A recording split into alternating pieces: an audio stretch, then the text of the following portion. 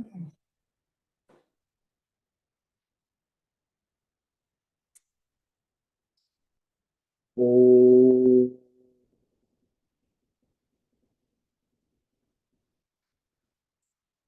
ओम नमो भगवते वासुदेवाय। ओम नमो भगवते वासुदेवाय। ओम नमो भगवते वासुदेवाय। ओम नमो भगवते वासुदेवाय। ओम नमो भगवते वासुदेवाय। ओम नमो भगवते वासुदेवाय। ओम नमो भगवते वासुदेवाय। ओम नमो भगवते वासुदेवाय। ओम नमो भगवते वासुदेवाय। ओम ओम ओम ओम श्री परमात्मने नमो नमः। ओम गंगणपतये नमो नमः। ओम सं सरस्वत्यै नमो नमः। ओम गुं गुरुभ्यो नमो नमः। ओम सहनाववतु सहनौ भुनक्तु सह वीर्यं करवावहै तेजस्विनावधीतमस्तु मा विद्विषावहै। ओम शांति शांति शांति। सदाशिवसमारम्भां शंकराचार्य मध्यम अस्मदाचार्यपर्यन्तां वन्दे गुरुपरम्परां। वन्दे गुरुपरम्पराम्। ॐ पार्थाय प्रतिबोधितां भगवता नारायणेन स्वयं व्यासेन ग्रथितां पुराणमुनिना मध्ये महाभारतम् अद्वैतामृतवर्षिणीं भगवतीम् अष्टादशाध्यायिनीम् अम्ब त्वामनुसन्दधामि भगवत् गीते भवद्वेषिणीम्। वसुदेवसुतं देवं कंसचाणूरमर्दनं देवकी परमानन्दं कृष्णं वन्दे जगद्गुरुं। नमस्ते परमं ब्रह्म सच्चिदानन्दरूपाय निर्गुणाय नमस्तुभ्यं ओंकाराय नमो नमः। सर्वे दुर्गाणि तरन्तु सर्वे भद्राणि पश्यन्तु सर्वे सद्बुद्धिमाप्नोतु सर्वे सर्वत्र नंदतु। ओम तत्सत। ओम ओम ओम। आप सभी ऑनलाइन नेटवर्क पर उपस्थित भगवत गीता श्रवण साधकों को आज प्रातः का अभिवादन अभिनंदन अभिवंदन। हरि ही ओम हरि ही ओम हरि ही ओम। हम सबको आज का यह दिव्य दिन तन मन धन जन देश काल विषय वस्तु परिस्थिति अवस्थाएं आध्यात्मिक भौतिक दैविक क्षेत्र व्यष्टि समष्टि सभी को अपने अपने पूर्व में अनंत जन्मों में किए हुए संचित पाप पुण्य धर्म अधर्म मिश्र कर्मों के पके हुए फल स्वरूप में वर्तमान में आज सभी को अपने अपने प्रारब्ध अनुसार परमेश्वरीय चिंत्य योग माया के माध्यम से प्रसाद स्वरूप में प्राप्त हुआ है।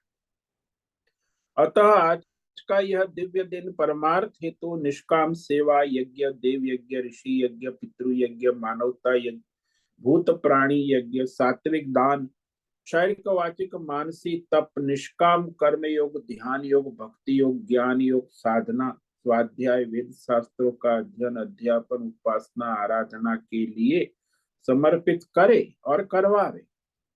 अत्यंत दुर्लभ मनुष्य जीवन की प्रत्येक क्षण परमार्थ हेतु सार्थक करे और करवावे।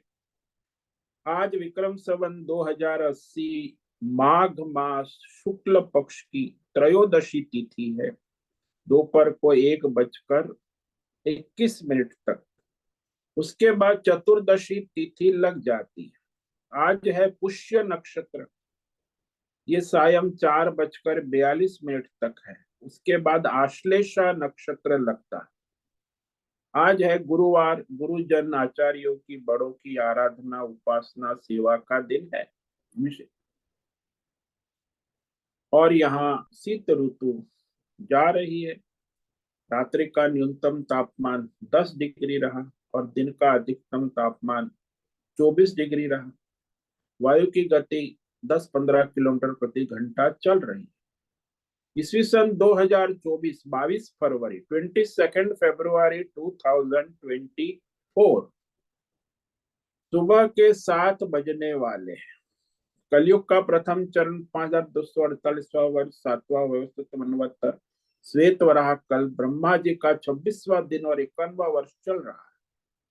जैसे अनंत कोटि ब्रह्मांडीय परमेश्वरी अचिंत्य योग माया में हमारा यह एक ब्रह्मांड, इस ब्रह्मांड में ये पृथ्वी लोक में समुद्र के ऊपर जम्बू द्वीप में विश्व का एकमात्र वैदिक राष्ट्र भारत में उत्तर हिमालय प्रांत में उत्तराखंड राज्य में टिहरी जिले में हिमालयन शिवालिक पर्वतमाला के अंतर्गत मणिकुट पर्वत के ऊपर नीलकंठ महादेव के सामने ऋषिकेश नगरी में मुनि की रेती प्रांत में शीशम जाड़ी में अवधूत बाड़ा आश्रम में सी ब्लॉक के पहले माले से 5 नंबर कमरे से गंगा किनारे से हम स्वामी उत्तमानंद सरस्वती भगवद गीता के आचार्य शिष्य स्वामी चिन्मयानंद सरस्वती महाराज चिन्मय मिशन कैलाद्वैत वेद व्यास भगवत पाद शंकराचार्य की श्रृंगेरी संन्यास परंपरा से शिक्षित दीक्षित सनातन वैदिक भारतीय हिंदू धर्म अनुसार संपूर्ण भगवद गीता ज्ञान यज्ञ ऑनलाइन चैतन्यमय जीवंत लाइव प्रसारण के अंतर्गत व्याख्यान माला में अध्याय 4 ज्ञान कर्म संन्यास योग के श्लोक नंबर 10 पर संस्कृत एवं हिंदी में व्याख्यान करेंगे। दिव्य पवित्र सरल व्यवहारिक सटीक पूर्ण वर्ण अक्षर पद वाक्य पंक्ति श्लोक अध्यायों की संगति संधि अन्वय शब्दार्थ वाक्यार्थ भावार्थ रस्यार्थ के यथार्थ तात्पर्य सहित वैदिक शास्त्र वेद व्यास साहित्य शांकर भाष्य एवं परंपरागत सन्यासी आचार्यों की टीका टिप्पणी सहित आज का यह भगवद गीता व्याख्यान करेंगे। कृपया आप सभी श्रद्धा भक्ति ध्यान से परिपूर्ण होकर के यह दिव्य श्रवण साधना करें। इसमें से कुछ ग्रहण करें, कुछ धारण करें, कुछ अपने जीवन में चरितार्थ करें और उसमें निरंतरता लाए। अपनी अपनी आध्यात्मिक भौतिक दैवी अशांति द्वंद्व मोह विक्षेपों से रहित होकर के अशास्त्रीय अधार्मिक भ्रम भ्रांतियों से रहित होकर के अपने अपने शरीर इंद्रिय प्राण मन वचन कर्म से एक रूप एकाग्र होकर के शुद्ध सात्विक सूक्ष्म भगवत विवेक बुद्धि करे। वेद शास्त्र एवं आचार्य परंपरा अनुसार विवेक करे। पुनः पुनः इस व्याख्यान का श्रवण करे, मनन करे, चिंतन करे, चर्चा विचारणा करे, लेखन करे, प्रचार प्रसार करे, लिंक भेजे, ग्रुप में शेयर करे, अपना और सबका परम कल्याण करे और करवावे। ओम तत्सत। ओम ओम ओम। तो कल हमने श्रीमद् भगवद गीता अध्याय 4 ज्ञान कर्म संन्यास योग के श्लोक नंबर 10 पर व्याख्यान किया था, जिसमें भगवान कई भक्त इस परमात्मा को प्राप्त हो चुके हैं। ये कह रहे हैं वीतराग भय क्रोधा मन्मया मामुपाश्रिता बहवो ज्ञान तपसा पूता मद्भावमागता। तो जिनके वर्तमान में राग द्वेष भय क्रोध निवृत्त हो चुके। निवृत्त, यही निवृत्ति है। और परमात्मा में एकत्व दर्शन जो कर चुके हैं, तो जीव जगत ईश्वर के सारे भेद भ्रम जिसके समाप्त हो चुके हैं, केवल आत्मज्ञान में निष्ठा वाले आत्मज्ञान रूपी तप से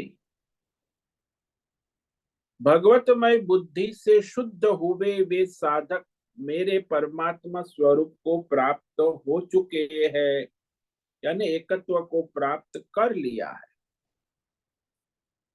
तो भगवान दृष्टांत देते कि बहुत से जिनकी ये आसक्ति, ममत्व कहो, राग कहो, काम कहो, और भय जिसका चला गया है, और जिसका क्रोध, क्रोध किसको होता है? जो रागी है, जो भेदभाव करता है, वही क्रोध करता है। तो क्रोध जिसका चला गया है, तो वह अनन्य भक्ति भाव से स्थित रहते हैं, भेदभाव से नहीं रहते, एकत्व भाव से रहते हैं। केवल परमात्मा का आश्रय करने वाले माम उपाश्रिता बहव, बहुत से भक्तगण भगवत ज्ञान रूपी तप के द्वारा, ज्ञान तपस्या पावन होकर भगवत स्वरूप को प्राप्त हो चुके हैं। तो ये ज्ञान तपस्या, जो बहुत से लोग आज हमारे सनातन धर्म में, तो कई लोग परमार्थ मार्ग से मुक्त हुए, ये भगवान बता रहे। इसीलिए बताया क्योंकि जिस रास्ते पे चलकर सब पहुंचे हैं, उस रास्ते पर कोई भी जा सकता, जिसमें कोई संशय नहीं है। भगवान संशय का निवारण कर, इस रास्ते से कई भक्त परमात्मा के स्वरूप को प्राप्त हो चुके हैं, पूर्ण विश्वास के साथ परमार्थ रास्ते पर चल सके। इसलिए भगवान ये बात बतला रहे हैं कि बहुत से लोग साधक इस निष्काम योग के द्वारा परमार्थ के रास्ते चलकर मुझ परमात्मा स्वरूप को प्राप्त हो गए हैं। मद भाव, मेरे परमेश्वर के वास्तविक स्वरूप जो मोक्ष है, उसे पा चुके हैं। तो परमेश्वर तत्व क्या है? बोले अनंत जीव है, जगत है, ईश्वर है, देवी देवता है, अनंत नाम रूपों में रहते हुए भी अखंड एक रूप से बना रहे, वही उसका ईश्वरत्व है ना। जैसे सोने का स्तर सब में, गहनों में रहते हुए भी वह सुवर्ण तत्व का ईश्वरत्व बना रहे। गहने की उत्पत्ति स्थिति लय होती रहती है, लेकिन सुवर्ण की उत्पत्ति स्थिति लय नहीं, क्योंकि वो नित्य रहता है, चमकता है। अनेक रूप धारण करने से यही ईश्वर परमेश्वर जो है, उसमें कोई दोष नहीं आता, कोई विकार नहीं आता, कोई परिवर्तन नहीं होता। नहीं तो मोक्ष संभव नहीं। सुवर्ण की चमक यदि घटबटने लगती, तो फिर वो सुवर्ण नहीं कहा जाता। कहीं भी कोई भी गहने में वो चमक उसकी वही रहती। 24 कैरेट सोना जो है, वैसे ही किसी भी गहने में होगा, वो चमकेगा 24 कैरेट। ऐसे भगवान भी सर्व रूप में, नाम में, भौतिक अध्यात्म दैव संसार का मूल अधिष्ठान बनकर भी निर्विकार है। जैसे सोना निर्विकार है सभी गहनों में, ऐसे ही परमात्मा जीव जगत ईश्वर देवी देवता भौतिक अध्यात्म देव सभी विषयों उपलब्ध होते हुए भी निर्विकार है, उसमें कोई विकार नहीं आता। कुछ विकार आता तो फिर वो मोक्ष संभव नहीं होता। इसीलिए अनादि संसार में मनुष्य जो है अपने आत्म स्वरूप से जुड़ा हुआ है। तो मोक्ष तो तभी संभव है जब आत्मा के अनंत, आत्मा ने ही, हमारी आत्मा ने अनंत संचित कर्मों का, प्रारब्धों का अनुभव किया हो, फिर भी निर्विकार रहता। आत्मा अभी भी निर्विकार है, चाहे वो दैवी गुण हो चाहे आसुरी गुण हो। इसलिए परम तत्व जो है वही मोक्ष है। उसमें जो अपने को स्थित कर चुका है वो मुक्त है।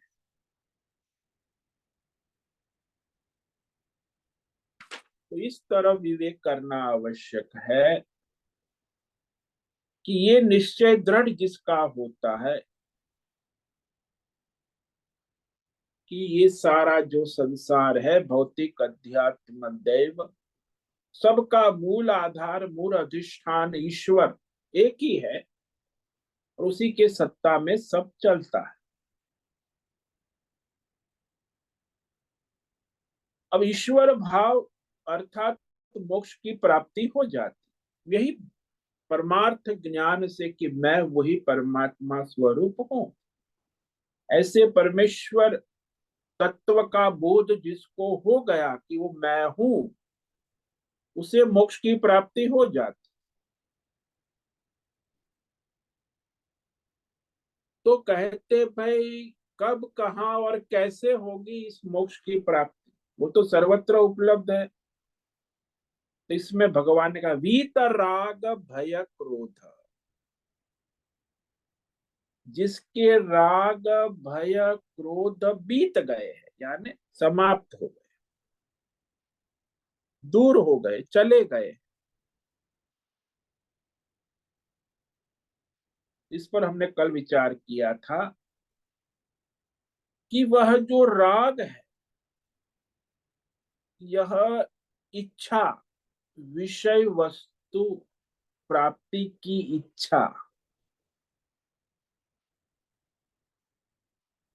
तो राग यानी दुनिया में मनुष्य को जिस भौतिक अध्यात्म दैव विषय में मुझे या मेरी इंद्रिय को या मेरे मन को सुख दिया है, जिस विषय सुख की अनुभूति कराई है, जिस देश काल विषय वस्तु व्यक्ति ने, वह मुझे फिर बार बार मिलता रहे, वह देश काल विषय वस्तु व्यक्ति, ऐसी इच्छा को राग कहते। उसमें देश काल विषय सब आ जाते, भौतिक अध्यात्म दय, जिसने मुझे सुख की अनुभूति कराई है, इंद्रिय का सुख दिया है या मानसिक सुख दिया है, क्षणिक सुख दिया है, तो उसे बार बार प्राप्त करना, बार बार मिलता रहे, ये इच्छा राग। तो जब तक एक ही परमात्मा के नाम रूप हमें अच्छे लगते हैं और दूसरा भगवान का नाम बुरा लगता है, तो हम सर्वव्यापक परमात्मा को नहीं स्वीकार।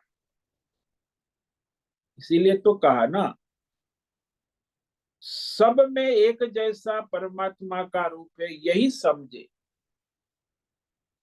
कि राम हो, कृष्ण हो, शिव हो, अल्लाह हो, ईसा हो, बौद्ध हो, जैन हो, कोई भी हो, ओम नमो असुर नारायण। हो या देवता हो,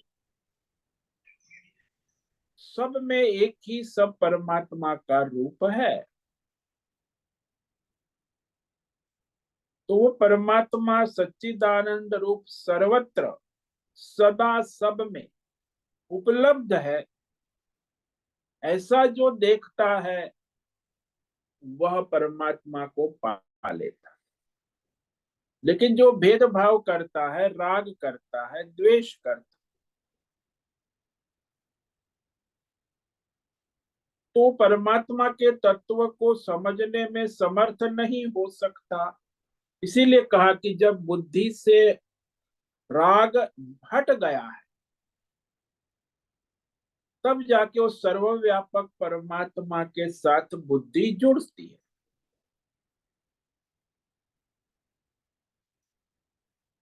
इसलिए सर्वत्र परमात्मा की उपलब्धि को जो समझने वाला है, जानने वाला है,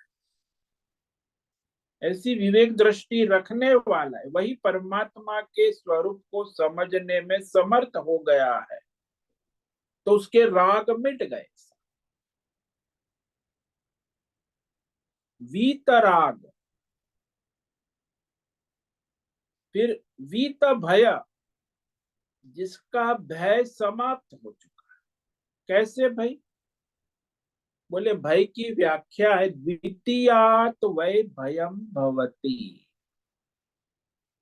अपनी आत्मा से दूसरा कोई भी हो, तब उससे हमें भय होगा। यदि जिसको सर्वत्र आत्मा भाव है, आत्म दृष्टि रखता है, उससे भय का कोई प्रसंग ही नहीं होता। क्योंकि आत्मा भाव में भय नहीं होता। जैसे घर में भी आप हो कि आपकी पत्नी है, आपकी बेटी है, आपकी माँ है, आपकी बहन है, तो आपको उससे भय नहीं लगता, क्योंकि आत्मा भाव है ना। सर्वत्र ऐसे आत्मा भाव नहीं होता। पड़ोस से वो नौकरानी आ गई तो उसमें आत्मा भाव नहीं होता। लेकिन अपने घर में जो है माँ है, उसमें आत्मा भाव होता है, लेकिन वो सीमित है ना। तो आत्म दृष्टि रखता है, उसे भय का प्रसंग ही नहीं होता है। इसीलिए वो छोटा एक 6 महीने का 1 साल का बच्चा है, वो अपनी माता में आत्मा भाव है, माता का उसमें आत्मा भाव, तो उसे भय नहीं लगता। लेकिन दूसरा कोई आ गया तो भयभीत हो जाता। वो बालक माँ की गोद में भय नहीं रहता, क्योंकि उसे आत्मा भाव है ना। तो जहां आत्म दृष्टि रखता है, उसे भय का प्रसंग नहीं होता। ये तो हुई बात। और क्योंकि अपने स्वयं के, अपने आप, अपनी आत्मा से भी किसी को भय नहीं लगता। मुझे मुझसे डर लगता है, ऐसा नहीं कह। अपने आप, अपनी आत्मा से किसी को भय नहीं लगता। ये भय जो है वो काल्पनिक है। दूसरा यदि काल्पनिक हो तो भी भय बना रहे, वो डरा देता है। जैसे भूत प्रेत है, काल्पनिक वस्तु भी भयभीत कर देती। अन्य है ना, मुझसे अन्य है, चाहे वास्तविक हो चाहे काल्पनिक हो, वो भय उत्पन्न करती रहती है। तो जो दूसरा है तभी उससे भय होगा। तो इसका मतलब ये हुआ रहस्य कि जहां भेद दृष्टि है, द्वैत दृष्टि है, वहां भय है। वहां द्वैत भेद दृष्टि से रहित है, वह भय से भी रहित है। इसलिए लोग भगवान में जो भेद करते हैं, वो लोग भी भय में होते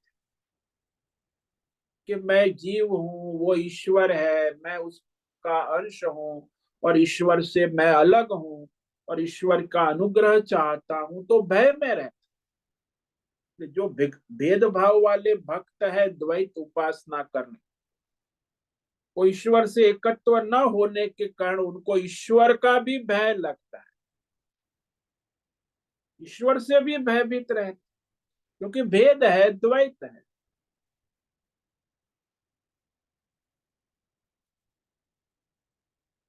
इसीलिए जिसका ये भेद भ्रम समाप्त हो गया है, वह भगवतमय हो जाते। वीत भय, और फिर कहा वीत क्रोध, जिसका क्रोध सर्वथा समाप्त हो गया है।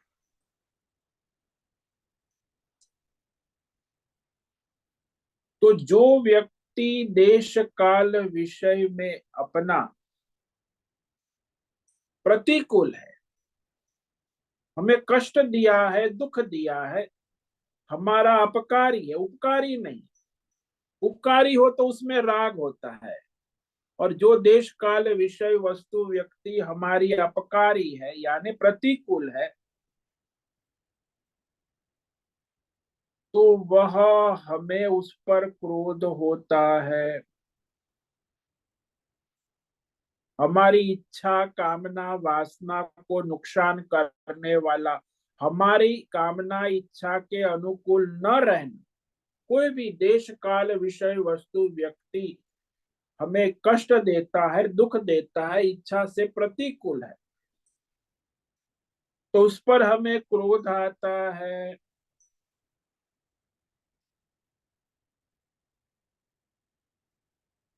तो जिसको सर्वत्र परमात्मा उपकारी ही दिखता है, उसको क्रोध किस में आएगा? सर्वत्र सब में जो परमात्मा को देखता है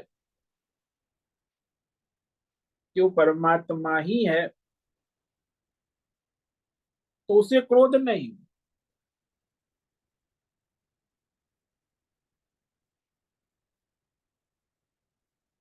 जैसे संसार में भी देखा जाता है ना, वो जो अत्यंत प्रियतम है, प्रेमिका है, तो प्रतिकूल चलती हो तो भी उसमें क्रोध नहीं आता, प्रियता बढ़ती जाती। तो जैसे प्रेमिका प्रेमी एक अनन्य भाव, एकत्व भाव है, क्योंकि वो एकत्व है ना। और ये जो नौकर उल्टा सीधा चलता है प्रतिकूल, तो तुरंत क्रोध आता है। लेकिन वो प्रेमिका उल्टी सीधी चलती या प्रेमिका उल्टा सीधा चलता है, तो क्रोध नहीं आता, खुशी होती है, आनंद आता है, क्योंकि वहां एकत्व है ना, वहां भेद नहीं है। तो भाई क्यों ऐसा ही होता? वही परिस्थिति यदि नौकर है, विरोध प्रतिकूल है, तो क्रोध आ गया। और प्रेमिका है, प्रेमी को उस पर क्रोध नहीं आता।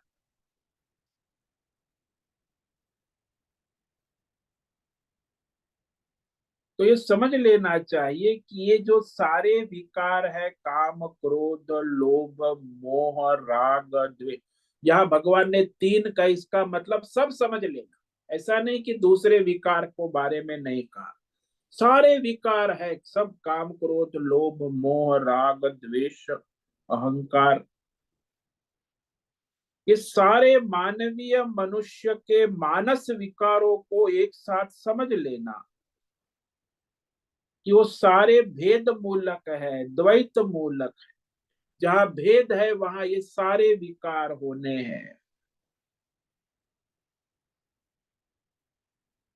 परमात्मा की एकत्व स्वरूप को नहीं जानने से ये सारे विकार अपना काम करते हैं।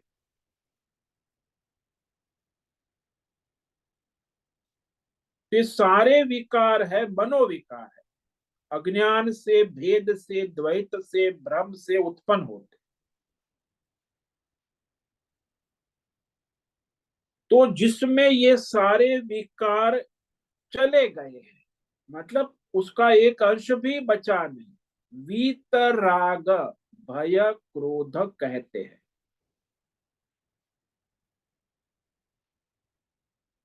कई बार होता है साधक में कुछ समय के लिए ये राग भय काम क्रोध लोभ मोह दूर होते हैं, लेकिन नित्य नहीं।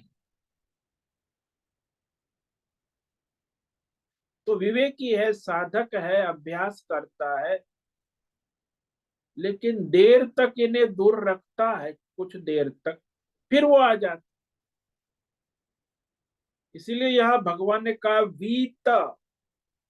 वीत तब कहते यानी विगत इति वीत, ये चले गए, फिर वापस लौट के नहीं आते।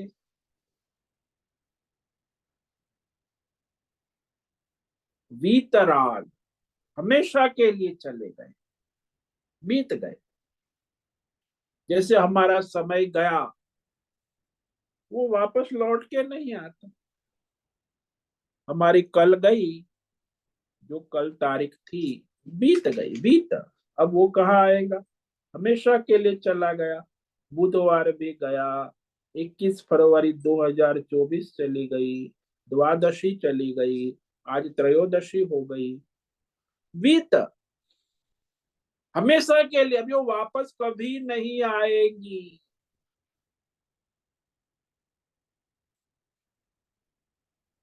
बीत राग, काल चला गया, इसे कहते विगत। गत और विगत, गत यानी जाकर वापस आता है, विगत का मतलब है कि हमेशा के लिए चला गया, अब वापस आने की कोई संभावना ही नहीं है। वीतराग भय को, ये शब्द भगवान ने इसीलिए महत्व का है,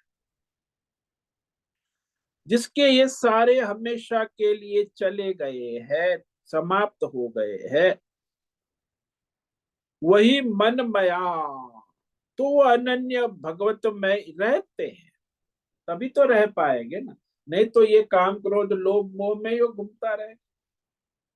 हाँ, थोड़ी देर तक चले जाएंगे, साधक है तो फिर आ जाएंगे, हमेशा के लिए जिसके चले गए। तो सभी जीवों की देश काल विषय परिस्थिति के अंदर हमेशा जो देव खा गया कि ये द्वैत भेद भ्रम रहने के कारण, या किसी भौतिक अध्यात्म दैवी विषयों में राग, आसक्ति, काम क्रोध लोभ होते हैं, तो उसी के कारण वो अपने परमार्थ से वंचित हो जाता है। केवल भौतिक विषय नहीं है, यहाँ भौतिक अध्यात्म दैव किसी भी विषयों में आसक्ति है, राग है, काम वाले हो जाते हैं, फिर उस विषयों से भौतिक अध्यात्म दैव भय वाले हो जाते हैं, उसी भौतिक अध्यात्म दैवी विषयों में क्रोध वाले हो जाते हैं, मोह वाले हो जाते हैं, सब सारे विकार। तो मानो कि कोई भी भौतिक अध्ययन विषय हमें अच्छा लगा, प्रिय लगा, तो रागमय हो जाते हैं, काममय हो जाते हैं।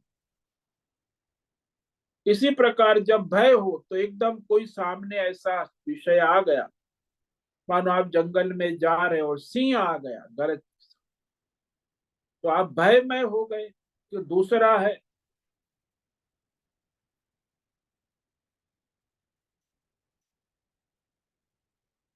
तो दूसरे में भय होता है। भाई सिंह आ गया मेरे से, अब खाया तब खाया, तो सिंह सामने, आप कांप रहे हैं, वो सामने गरज रहा है, भयमय हो जाए। हमारे यहाँ एक महात्मा थे, यही शीशम जाड़ी में, तो सिंह आ गया सर, तो हाथ जोड़ के खड़े हो गए, ओम नमः शिवाय, ओम नमः शिवाय, ओम। वो भयभीत नहीं हुए, बस ओम नमः शिवाय जब करते रहे, वो सिंह ने उसे पकड़ के मुंह में लेके ले गया, क्योंकि ओम नमः शिवाय, ओम नमः, उन्हें भय नहीं हुआ। सामान्य मनुष्य को कहे कि सिंह सामने ओम नमः शिवाय, अरे जब क्या करेंगे, पूरी कांपने लगेगा, हो हल्ला हो जाएगा। तो भगवतमय होता है, वो भयमय नहीं होता, क्योंकि वो शिवमय हो गए। ऐसे ही जब क्रोध आता है, तब मनुष्य क्रोधमय हो जाता है। आचार्य लिखते हैं कि जब मनुष्य को क्रोध आता है, तो अपने माता पिता बड़े गुरुजनों के सामने हुकार तुकार गाली गलौज न जाने कैसे कैसे व्यवहार करते रहे, क्योंकि गुस्से में उसे कुछ होश ही नहीं रहता है कि सामने कौन है, बड़े है, माता पिता, आचार्य है। वो एकत्व समाप्त हो जाता है, भेद उत्पन्न हो जा, भेद भ्रम अवस्था में ही मनुष्य जो है, द्वैत हो, भेद हो, भ्रम हो, उस अवस्था में ही मनुष्य काममय, रागमय, भयमय, क्रोधमय, लोभमय, मोहमय हो जाता है।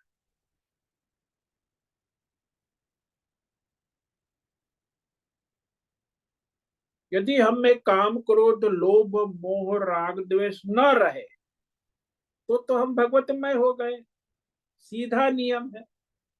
जहां काम, क्रोध, लोभ, मोह, राग, द्वेष है तो वहां भगवतमय कैसे होंगे?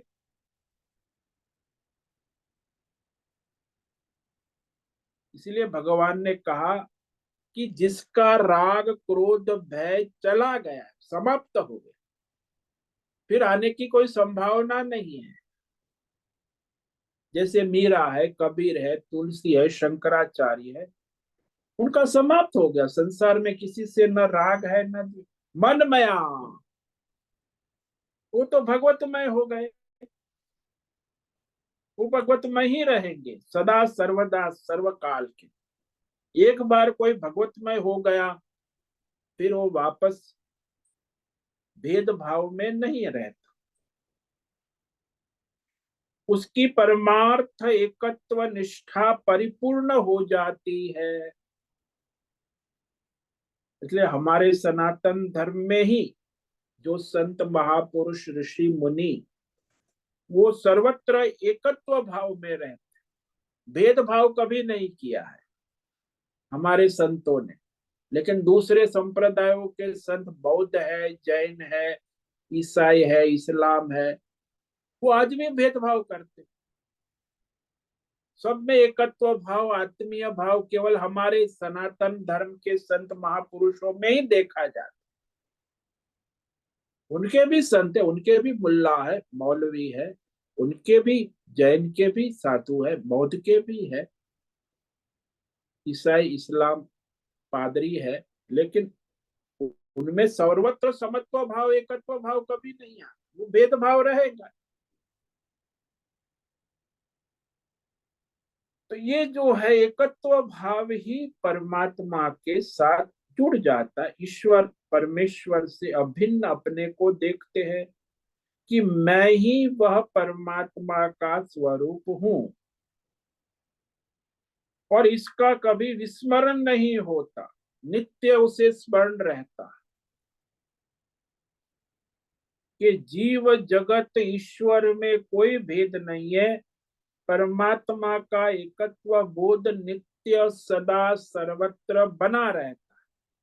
इसीलिए फिर उसमें राग, द्वेष, काम, क्रोध, लोभ, मोह उत्पन्न नहीं होते। प्रतीत हो सकते हैं, प्रतीत होने पर भी वे रागमय, भयमय, काममय, क्रोधमय नहीं होते, आभास मात्र। क्योंकि भगवतमय हो चुके हैं ना, भगवान के स्वरूप को प्राप्त हो चुके। तो कभी कभी आभास मात्र आपको दिखेगा, भाई ये तो भगवतमय हो गए हैं, तो इसमें राग भय कैसे आ, ये तो आभास मात्र, वो भगवतमय नहीं है, उसका उससे कोई तादात्म्य नहीं, असंग है। माम उपाश्रिता, तो जो साधक अपना जीवन भगवान को समर्पित रखता है,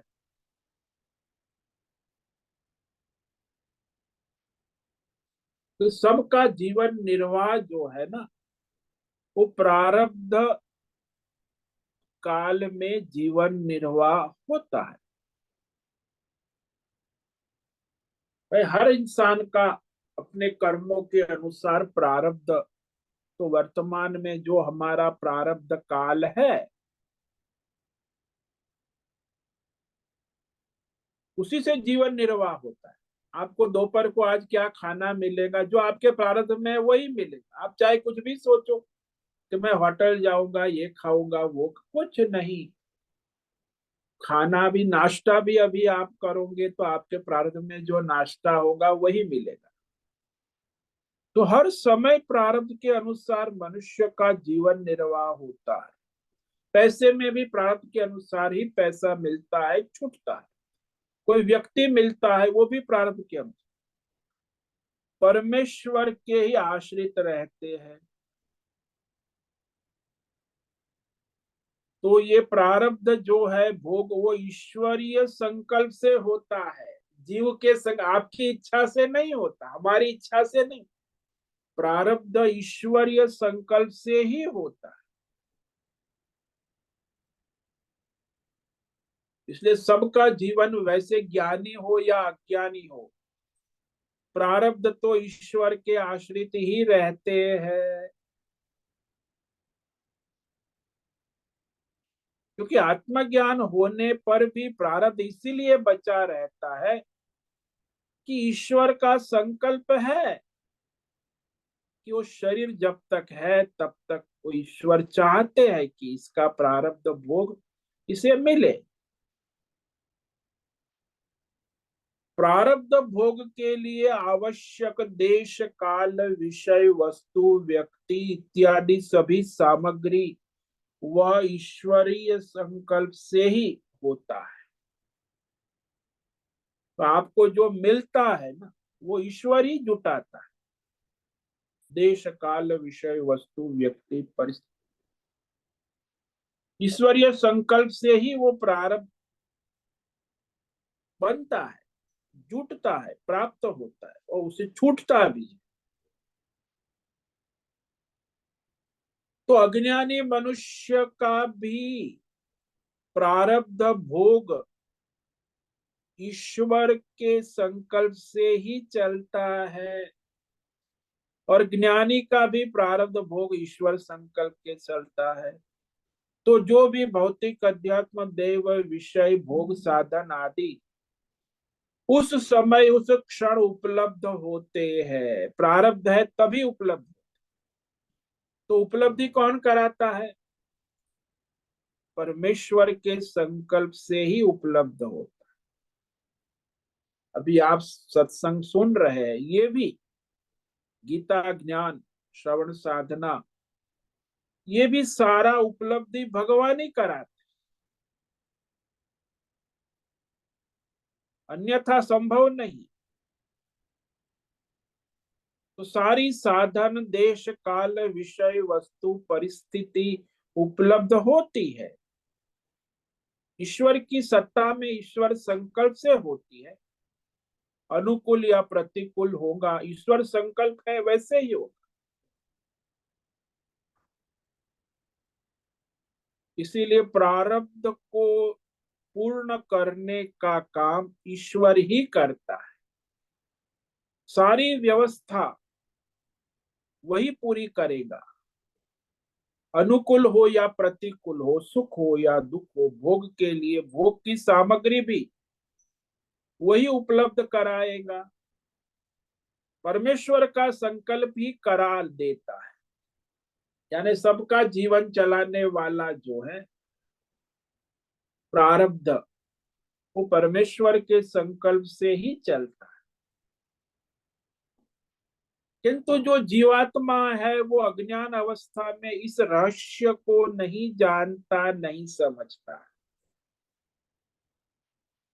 वह सोचता है कि भौतिक, अध्यात्म, देह, विषय, भोग, विषय की प्राप्ति मेरे पुरुषार्थ से होती है। जैसे वो बालक समझता है कि सब मैं कर रहा हूं।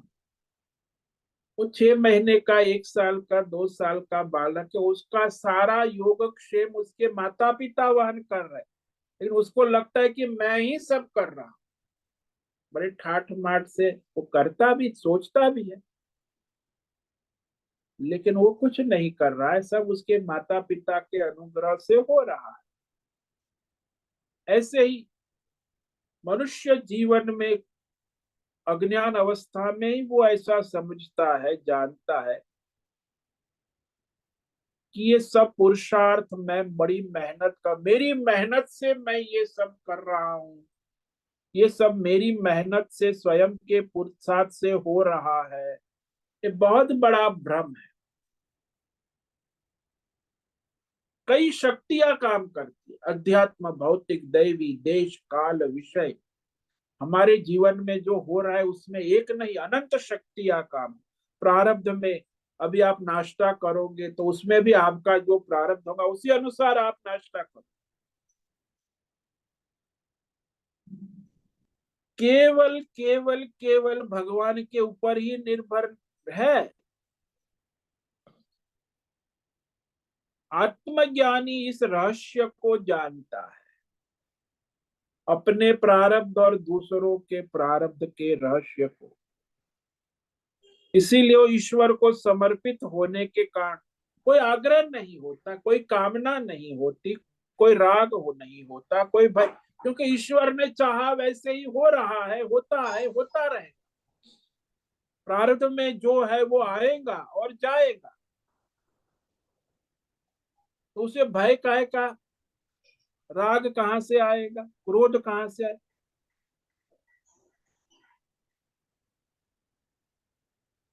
तो इसीलिए जो अज्ञानी मनुष्य सोचता है कि मैं कुछ प्राप्त करने के लिए कुछ अलग से कुछ करूं,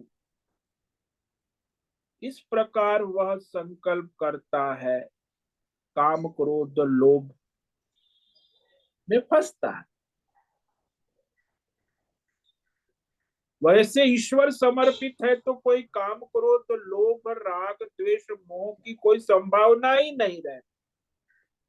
प्रारब्ध है, ईश्वर के संकल्प से जो मुझे मिलना है वो मिलेगा, और जो छूटना है वो छूटेगा। सुख आना है आएगा, दुख आना है आएगा और जाएगा। फिर उसे राग भय क्रोध द्वेष कहां से रहे। इसलिए केवल परमेश्वर के सहारे ही वो अपना जीवन निर्वाह करते, इसके सिवा और कुछ नहीं।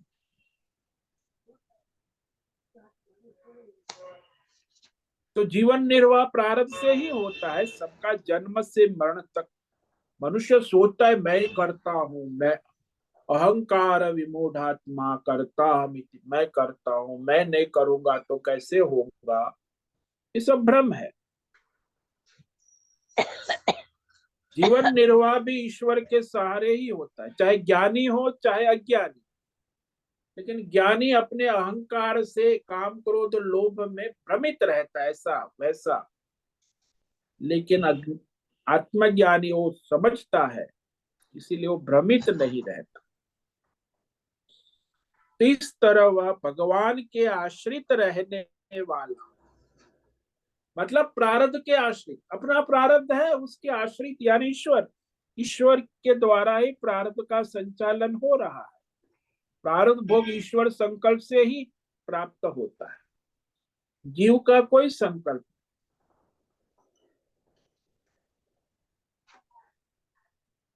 तो इस तरह ये जो है आज हमने इस श्लोक पर विचार किया। आगे जो भगवान कहते वाक्य है, बहव ज्ञान तपसा पूता मदभाव आगता। ये दूसरी पंक्ति है, इस पर हम कल विचार करेंगे। बहु ज्ञान, बहुत सारे भक्त साधक इस परमात्मा समर्पित ज्ञान तप से पवित्र होकर, निष्काम होकर परमात्मा के स्वरूप को प्राप्त हो चुके हैं। मदभावम आगता। इस दूसरी पंक्ति पर हम व्याख्यान कल करेंगे। तो आज जो हमने व्याख्यान किया वह श्लोक नंबर 10 की पहली पंक्ति में भगवान ने कहा, वीतराग भय क्रोधा मन मया माम उपाश्रिता बहवो ज्ञान तपसा पूता मद्भाव मागता। वीत राग भय क्रोध सारे ले लेना, केवल राग भय को काम क्रोध लोभ मोह राग जितने भी है सब, पूरी उनका परिवार जिसके समाप्त हो गए, पूर्णतः समाप्त हो गए। वीतराग,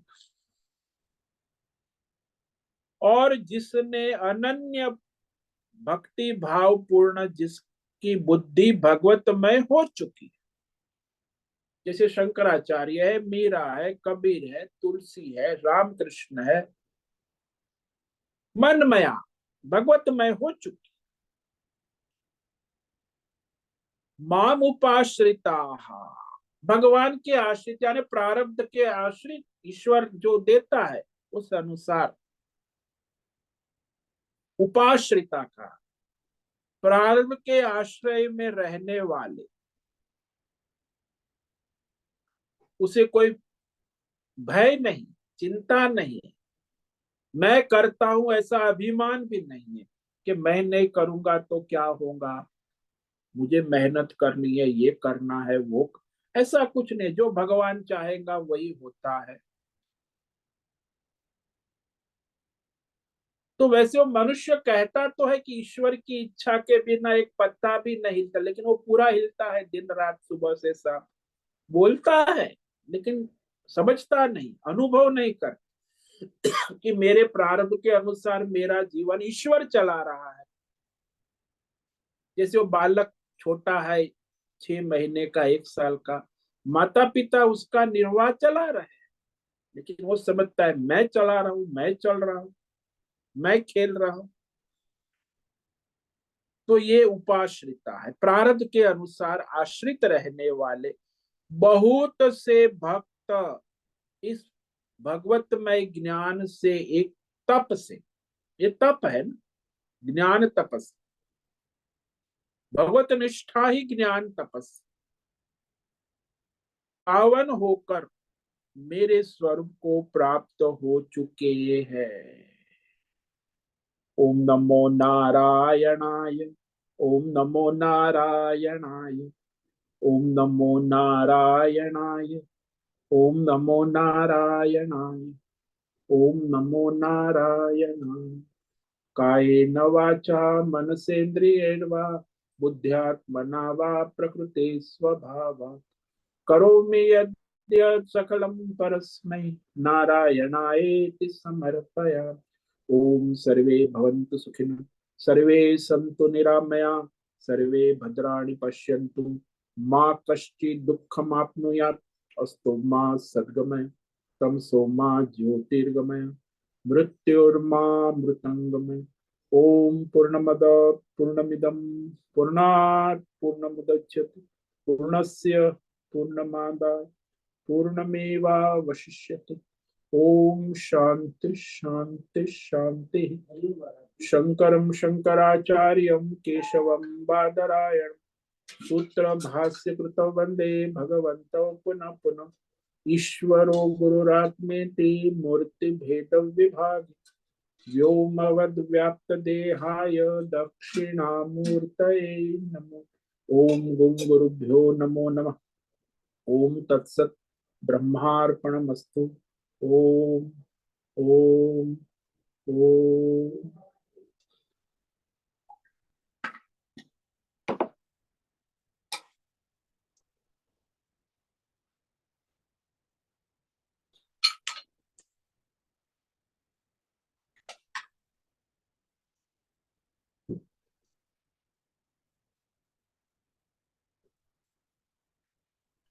ओम नमो नारायण स्वामी जी। हाँ बोलो ये। स्वामी जी, अभी आपने विवेक करवाया कि राग द्वेष भय क्रोध वो मतलब ये सब जो विकार है वो शरणागति और तत्व से ईश्वर को जानने के बाद ही सब समाप्त होंगे, तब तक ये सब रहेंगे। हाँ पर भगवतमय होंगे तब, पूर्णतः वीतराग का है ना, जब तक हाँ। आप भगवतमय पूर्ण समर्पित नहीं होंगे तब तक तो ये रहेंगे। हम्म। भगवतमय हो गए फिर, जैसे मैं दृष्टांत दे ना, मीरा है, राम शंकराचार्य है, कबीर है, तुलसी है, रामकृष्ण है, वीतराग भय क्रोध हो गया, भगवतमय हो गए फिर कहाँ वापस, हमें पूर्ण समाप्त, संपूर्ण लय होता है ना। हम्म। तो जैसे अभी आपने समझाया कि कोई भी वस्तु, व्यक्ति, परिस्थिति, देश, काल वो हमें सुख देता है तो उसमें हम लोग बार बार उसकी इच्छा रखते हैं, कामना करते हैं कि वो हमें प्राप्त हो, मतलब उसको पर राग हो गया। और जो हम्म। हमें तकलीफ देता है उससे हमें द्वेष होता है तो हम उससे दूर भागते हैं। हम्म। तो ये दोनों चीजें जब तत्व से जान लेते हैं और ऐसे भी मान लेते हैं कि ये प्रारब्ध के अनुसार ही सब चलेगा और उसी अनुसार सब आने वाला है। हाँ, आने वाला है, जाने वाला है। हाँ, आएगा भी और चला भी जाएगा अपने हिसाब से। हाँ जी। तो तभी ये सब मन में दृढ़ होने के कारण ही राग द्वेष कम होंगे। हाँ, तो फिर राग द्वेष कहाँ से होंगे, जब आप समझ गए कि ये तो प्रारब्ध के अनुसार ईश्वर की सत्ता में आते हैं जाते हैं। हम्म। तो यहाँ एक कंफ्यूजन ये होता है कि ये जो कर्म है वो मनुष्य कर्म किए बगैर एक क्षण मात्र नहीं रह सकता। तो ये कर्म की फिर हमें स्वतंत्रता दी है कि हम कैसे कर्म करें।